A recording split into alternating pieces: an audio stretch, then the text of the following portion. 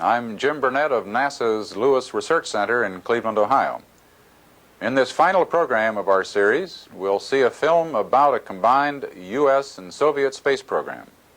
Now, the mission of Apollo-Soyuz. From out here, deck down. Roger. Apollo, Houston, I got two messages for you. Moscow is go for docking. Houston is go for docking. It's up to you guys. Have fun. All righty, sounds good. Apollo Vina Mila MXing. Mid-July 1975. An American Apollo spacecraft and a Soviet Soyuz spacecraft prepare to join in Earth orbit, 140 miles above the Atlantic near Portugal. During their two-day joint flight, astronauts and cosmonauts transferred between spacecraft. They conducted space experiments, and they tested a compatible rendezvous and docking system, evaluating its potential as the universal standard on future spacecraft for docking and rescue. The mission climaxed more than 3 years of planning and preparation, a time during which differences in language, in technology, in political creed were set aside in favor of the common goal. This was the mission that opened the door to international manned spaceflight, the mission that set the course for joint flights of the future. This was the mission of Apollo-Soyuz.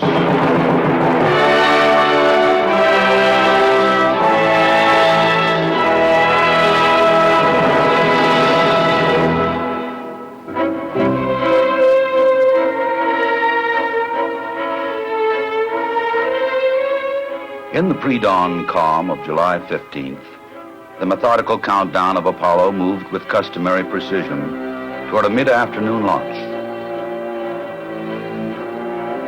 Of lesser note was the fact that this would be the last flight of Apollo Saturn. And as the countdown narrowed, chances are that more than one member of the launch team reflected on other proud days of Apollo, like its 9 flights to the moon, 6 of which resulted in landing men there.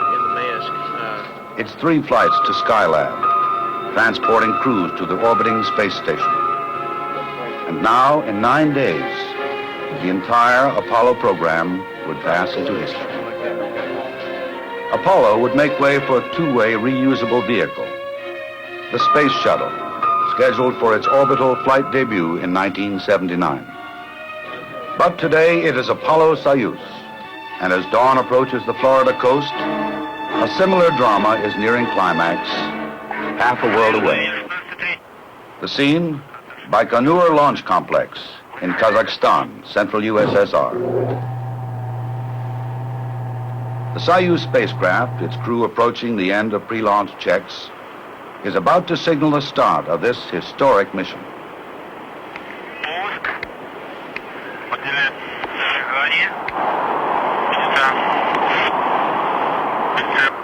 Ключ на дренаж. На дренаж. Заели. Все идет нормально.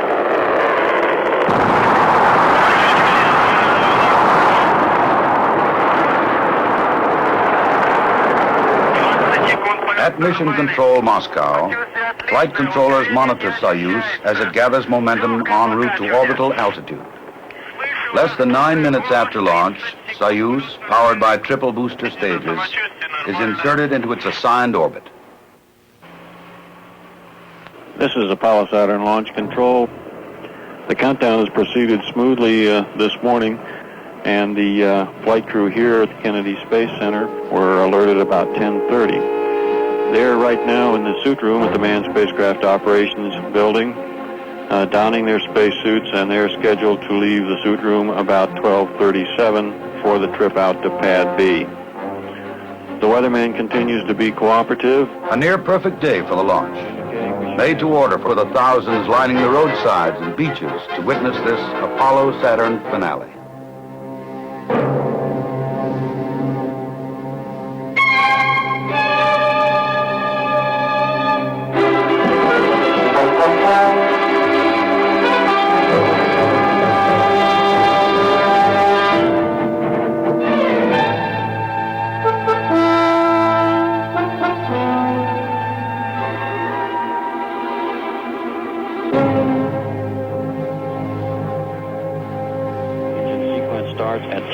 0.1 seconds in the countdown. We'll hold down till thrust builds up. 11. Engine ready light on. 9, 10, 9, 8, 8, 7, 6, 5, 4, 3, 2. Engine sequence start. 1, 0. Launch commit. We have a liftoff. All engines building up thrust. Moving out. Clear the tower. Roger, tower clear. Roger, Tom, you got good thrust on all engines. You're right on the money. 30 seconds, we're on the way. Stand by for mode 1 Bravo. Mark, 1 Bravo. 1 Bravo, 2 Gs. Roger. And cabin pressure's coming down. Roger.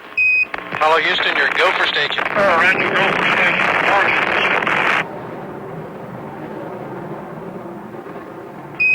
Okay, and that flight is out on the 4B. We got acceleration. Roger. Apollo is placed in orbit. 5, 6, 8, 9. Go. And before the flight is 3 hours old, the docking module is smoothly extracted from the second stage booster, left trailing behind.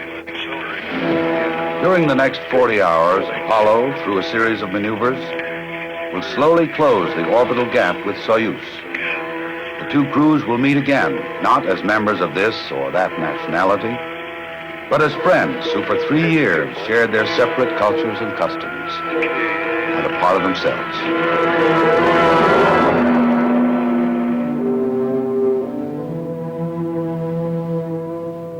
In preparing for their mission, Soviet and American crews spent a good deal of time together.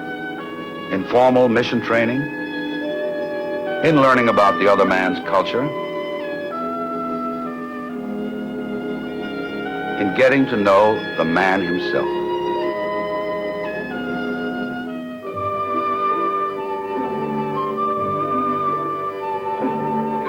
In the United States, I want to visit Hollywood. Alexei Leonov, Soyuz commander. Because I want to be a movie star. Colonel in the Soviet Air Force. No, I don't want. Tom Stafford want. In 1965, on the flight of Voskhod 2, he became the first man to walk in space. Right now, we're optimistic we'll meet the launch schedule. The hardware's in good shape. As far as astronaut and cosmonaut training, we're in good shape. But when you put the whole thing together, The that's Apollo gonna be a big commander, problem. Air Force General Thomas We have a lot Stafford. of concern about it. Before this mission, he had flown 3 times in space. He was commander of Apollo 10, the mission that orbited the moon and qualified the lunar module for subsequent lunar landings. A civilian and a veteran of the U.S. space program, Donald K. Deke Slayton. One of the original 7 astronauts, he was scheduled to pilot the 4th manned Mercury flight. A slight heart irregularity interrupted his flight career. He was returned to full flight status in 1972 and assigned to Apollo-Soyuz as docking module pilot. Another civilian crew member, Valery Kubasov, age 40, the Soyuz flight engineer. On Soyuz 6, he successfully performed the first welding experiments in the zero gravity of space. Rounding out the American crew, Vance Brand, civilian, aeronautical engineer, former test pilot. He's been a backup crewman on previous flights, but this was his first trip into space. He is the command module pilot. As this was a time of mission preparation, it also brought together engineering and technical specialists from both sides. Heading up the teams were Dr. Glyn Lunny, the American project director, and his Soviet counterpart, Professor Konstantin Bushuyev. Under the direction of these two, an atmosphere of cordiality and mutual respect developed that pervaded the many months of meetings and negotiations. Joint groups were assigned to 5 general areas: communications and tracking, life support and crew transfer, mission planning, control and guidance, and mechanical design. This latter category included the building of the first universal docking system. The system's development, its ultimate testing in space, constituted the specific goal of the Soviet-American Space Agreement signed in Moscow in 1972 by the chief executives of both nations. Although each nation designed and built its own half of the docking system, the interface, that is, the physical mating of the two, was a single design. Considering the language barrier, the differing technologies, two diverse political systems, the development program moved with relative ease. There were differences, to be sure, but none that was above negotiation and compromise. Perhaps Professor Bushuyev put those differences in the proper light.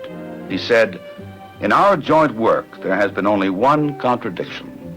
Dr. Lunny drinks black coffee, and I drink mine with cream."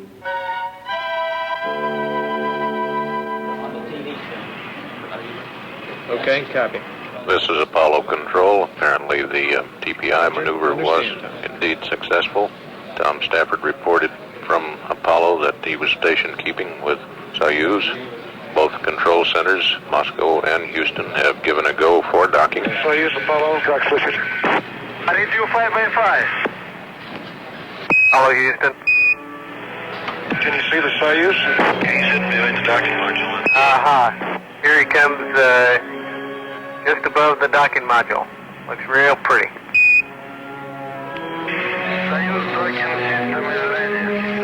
Good show. Let's stay there. Look at that. I'm approaching Soyuz. Oh, please don't forget about your engine. Less than 5 meters distance. 3 meters. 3 meters. 13 meters. 1 meter.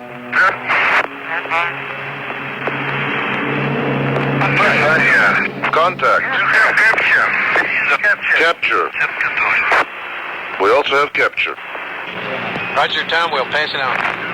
Soyuz and Apollo are shaking hands now. Houston, Apollo. Go ahead, Tom. Говорит Professor Bushuyev at the Miami. Tell Professor Bushuyev it was a soft docking. Around the world, millions watch and listen as the two spacecraft become one. Now they wait for the next dramatic event, the meeting of Soviet and American crews. All right, on a show. Hawk Value, Loop 3. Okay, the camera. Ah! Got it? It'll stay open. Go ahead, Tom. Lexi. Just a moment. Okay, turn on the camera. Hit the remote. Okay. Here. Glad to see you. Here. Очень рад. Это Россия, Советский Союз, Соединенных Штатов. In the first crew transfer, astronauts Stafford and Slayton are hosted in Soyuz by cosmonauts Leonov and Kubasov. Vance Brand remains behind to monitor Apollo systems. In the name of the Soviet people and from myself personally, I am To mark the occasion, leaders of both the USSR and the United States relay their congratulations. Of the Soviet spacecraft. New possibilities are opening up for fruitful development of scientific cooperation between countries and the peoples in the interests of peace and progress of all humanity. I wish you successful completion of the planned program and a safe return to Earth. Leonid Brezhnev. The astronauts are on the line, sir. Gentlemen, let me call to express my very great admiration for your hard work, your total dedication in preparing for this first joint flight. It's taken us many years to open this door to useful cooperation in space between our two countries. And I'm confident that the day is not far off when space missions made possible By this first joint effort will be more or less commonplace. And may I say, in signing off, here's to a soft landing. Thank you very much. Thank you, Mr. President. Among ceremonies scheduled for this first day of joint flight are the exchanges of national flags by the spacecraft commanders. Later, they sign certificates of docking for the Paris-based Fédération Aéronautique Internationale, the organization that validates all aviation and spaceflight records. Finally, they sit down to dinner in space, Russian style. Right now, I've just finished some strawberries reconstituted. I'm Dick's eating some too. We're getting ready to eat some borscht, as you can see here.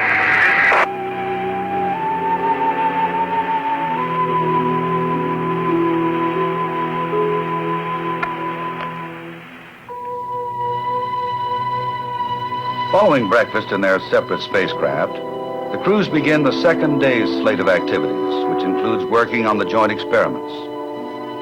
An electric furnace is aboard for high-temperature testing of metal alloys and crystal material samples. One of these samples is a joint experiment. Investigators believe that uniform mixtures of metals and perfect lattice structures can be consistently achieved in materials in the non-gravity of space. In the day's first transfer, Vance Brand visits Valery Kubasov in Soyuz, and Colonel Leonov is hosted by astronauts Stafford and Slayton in Apollo. Hello, American people. The first Soviet-American TV center. Activities begin with a tour of both spacecraft. Kubasov shows Soyuz to the American audience. Apollo-Soyuz. Здесь output computer. Tom Stafford explains Apollo to Soviet viewers. Очень важно. It's been a most rewarding 2 days here in space, working with the Apollo-Soyuz project. Soon after the third transfer, the spacemen field questions from the Soviet and American Soviet Union press. and the rest of the world has seen is the results of the determination, the cooperation, and the efforts by the governments of the two countries, by the managers, engineers, and all the workers involved. It's been a very rewarding experience. Roger, it's Moscow's turn to ask the questions that have been proposed by the press there. Thank you, Bo.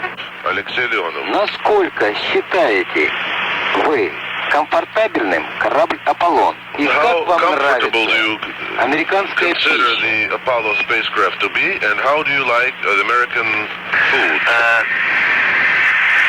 Я сегодня 6 часов пробыл на космическом корабле «Аполло», это в космосе.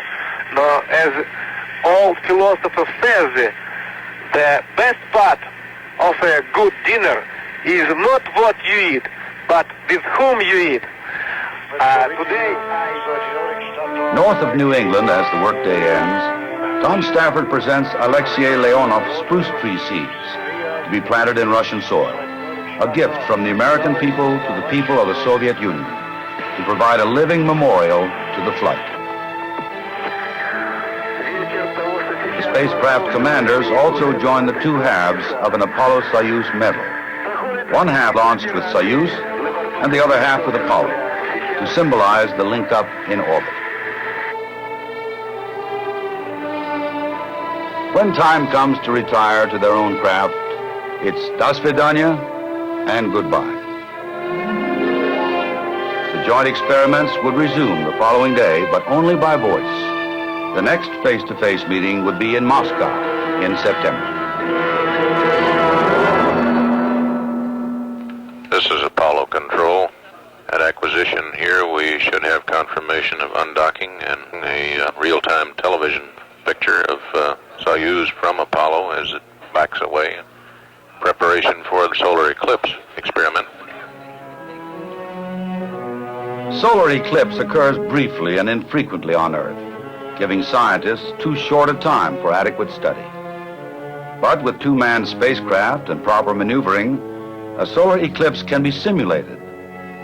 Thus, with Apollo blotting out the solar disk, the Soyuz crew train their cameras on the solar corona recording pictures for later study.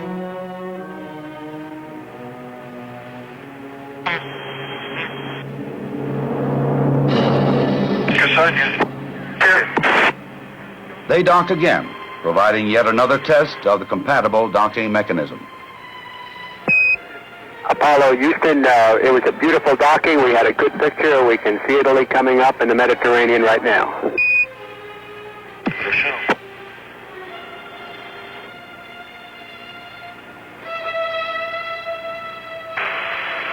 Apollo, Houston through Atson, we're hearing your calls.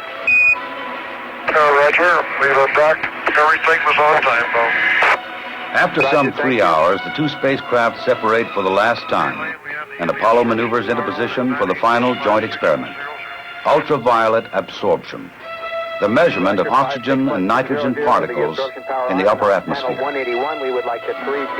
Apollo directs light beams of special wavelengths to a reflector mounted on Soyuz. The beams bounce back to Apollo and are there analyzed by a spectrometer. It is the first such measurement by this method. The results have given investigators a clearer knowledge of outer atmospheric makeup, including the quantities of ozone in the upper atmosphere. Termination of the experiment signals the end of the joint phase of the mission, and the separation between spacecraft grows more distant with each successive orbit. Apollo will fly solo for 4 more days, but the crew of Soyuz makes ready for return to Earth. Good morning again. Jim Hartz and Alan Shepard from the Mission Control Center in Houston, Texas. Live this morning, the Soviet spacecraft is about to land in the Soviet Union. The Soyuz recovery, a focal point of media coverage, is typical of worldwide interest in the mission. Not since the first landing on the moon 6 years earlier has the Houston News Center seen this much press activity. Beneath its single striped parachute, Soyuz settles to Earth in Soviet Central Asia. Retro rockets cushion the impact. Contact. The parachute. 3 memorable years have ended. Alexei Leonov and Valery Kubasov have secured yet another place in the history of spaceflight. Apollo continues in orbit, carrying out the remainder of the 27 experiments in space sciences, life sciences, and applications. Among the less notable passengers aboard are numbers of killifish. Sealed in seawater, they are in key stages of maturity. Scientists want to pursue an earlier investigation in which fish taken into orbit on Skylab had orientation difficulties in zero gravity, while those that were hatched in orbit adapted quite well. On return to Earth, the specimens will be compared to similar stages of Earth-raised fish. Through highly refined instruments, they look out in our galaxy and beyond. A new source of radiation is found, the extreme ultraviolet, which many scientists thought would remain forever invisible. Others felt it didn't exist at all. The discovery ranks high in importance and may open a new branch of astronomy for studying the universe. They attempt to locate the sources of soft X-rays. They probe the temperature and abundance of the interstellar medium. They test ways of long-term monitoring of aerosol particles in the atmosphere, which may have profound effects on our weather and environment. They look back on Earth on those features that will yield the greatest results: geological features, the oceans, the deserts, pollution patterns, weather formations, all the phenomena that comes under the general heading of Earth resources. As the mission comes down to the wire, the docking module is jettisoned, and it too becomes part of an experiment. With the two instrumented spacecraft close together in the same orbit, it is possible to measure their relative movements caused by variations in Earth's gravity. The technique provides a means of accurately mapping the Earth's mass structure on a global basis. Guido. Go. Guido. Go. Retro. Go flight. GNC. Go flight. Apollo Control, 99 hours, 29 minutes, phase elapsed time. Flight Director Frank Littleton. Go. pulsing his flight controllers. ECOM reports everything looks fine. Go for the burn. Okay, Crip, everything's up. Great shape up here. The only thing we're concerned about is that you've got all your splashdown parties coordinated, over. Well, I've been working on that. Okay, sounds good.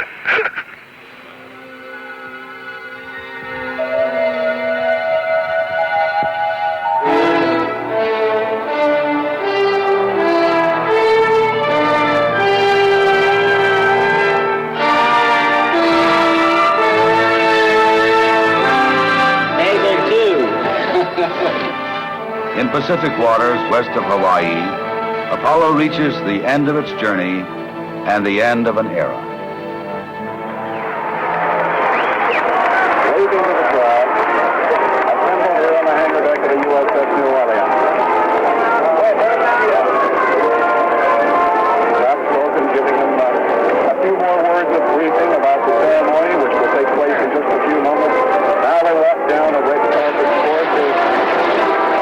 Thank you. I know it's customary to say that it's great to be back. We're happy to be here. We didn't know it at the time, but during re-entry, gas from the attitude thrusters had entered the command module, creating a hazard.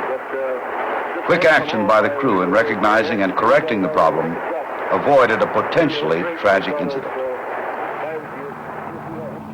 They were later hospitalized in Hawaii for observation and treatment. The symptom cleared in a few days, and the crew was released. The spirit and the letter of the 1972 joint agreement had been dramatically fulfilled. Hopefully it represents a prelude to the future, to a time when all mankind will share the work and the dividends of space. The space shuttle is a major step in that direction. The shuttle will transport into orbit a European development called Space Lab. With 10 countries of Europe sharing construction and cost, men and women of many nationalities will be able to apply their creative talents aboard Space Lab for the benefit of the world community. But for Space Lab, for Shuttle, for all the cooperative space efforts to come, the groundwork has been laid by Apollo-Soyuz, the model for the future.